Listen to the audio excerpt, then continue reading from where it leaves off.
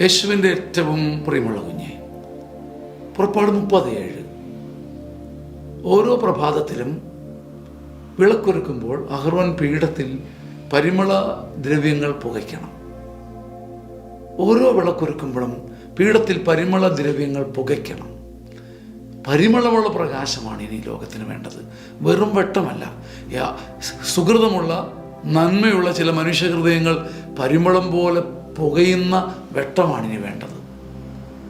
ഈ ലോകത്തിന് നന്മയും പ്രകാശവും കൊടുക്കുക. ഈ ലോകത്തെ തിരിച്ചു പിടിക്കണമെങ്കിൽ ഇനി വെറും വിളക്ക് പോരാ, പീഠങ്ങളിൽ പരിമളദ്രവ്യം പുകയ്ക്കുന്ന ഹൃദയങ്ങൾ ഉണ്ടാകണം. സുഹൃതം പുകയ്ക്കുന്ന മനസ്സുകൾ സുഹൃതം പരിമളദ്രവ്യം പോലെ പുകഞ്ഞ് പരിമളവെട്ടം, പരിമളപ്രകാശം കൊടുക്കുന്ന മനുഷ്യരായി തീരാൻ ഒരു ഉപരി വിളി, ഒരു അപ്പർ കോൾ, ഒരു ഉയർന്ന വിളി, ഒരു ഉന്നത വിളി നമുക്കുണ്ട്.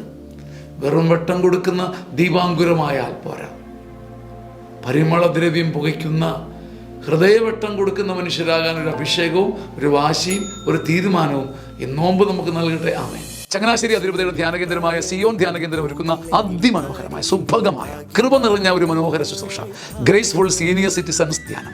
60 വയസ്സിന് മുകളിലുള്ളവർക്ക് വന്ന് താമസിച്ച് അഭിഷേകവും വചനവും നേടി മടങ്ങാൻ പറ്റുന്ന അപൂർവ സ്വർഗീയ ശുശ്രൂഷ. വൈദികരും ഡോക്ടേഴ്സും ഒക്കെ നേതൃത്വം നൽകുന്ന ഈ അതിമനോഹര ശുശ്രൂഷ ഇനി വരുന്നത് മാർച്ച് മാസം 10, 11, 12, 13 തീയതികളിലാണ്. എങ്ങുമില്ലാത്ത ഒരു ധ്യാനം, എന്നേക്കും ഓർക്കാൻ ഒരു ധ്യാനം. മറക്കാതിരിക്കുക. മാർച്ച് 10, 11, 12, 13 തീയതികളിൽ ഗ്രേസ്ഫുൾ സീനിയർ സിറ്റിസൺസ് ധ്യാനം. സ്വാഗതം. ആമേൻ, ആമേൻ.